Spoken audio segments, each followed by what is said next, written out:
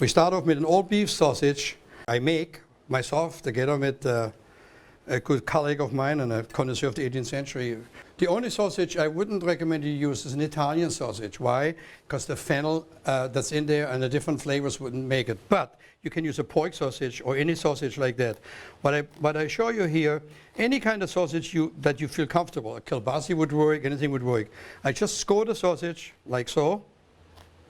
It doesn't have to be exact. I just want to make sure that later the ale can penetrate into the meat of the sausage. So real simple. You could also just do it like that, and you don't have to go the other way around. It's really, quite frankly, it really doesn't make a difference.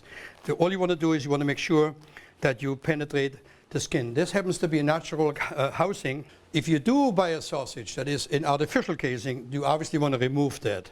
But in this particular recipe, you don't have to. So it goes like so, very simple, really nothing to it.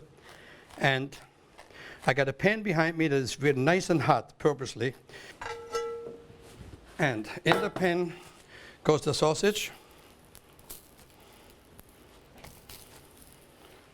And with the sausage goes the ale. Now this happens to be today, we're using Thomas Jefferson's ale that we're using in there.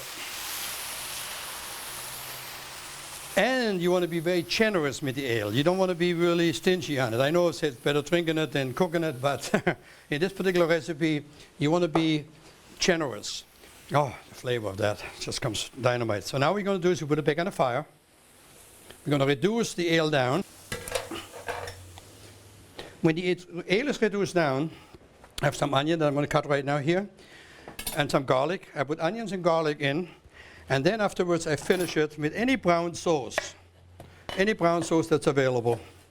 And what I'll do with the brown sauce, just add it into it, let it simmer, and then last moment I finish it with a very spicy Dijon mustard, which is very, very important. And what is there not to like between Dijon mustard, onion, beer, and sausage? It all fits right beautifully together. We're serving that with a potato that I call smashed potato. And why I call it smashed potato? Because I don't peel the potato. I leave the skin on it, I boil it, and then I just let it smash it. We're going to come to this in a little bit. So perfectly, there I got this enough here. Put this right into it.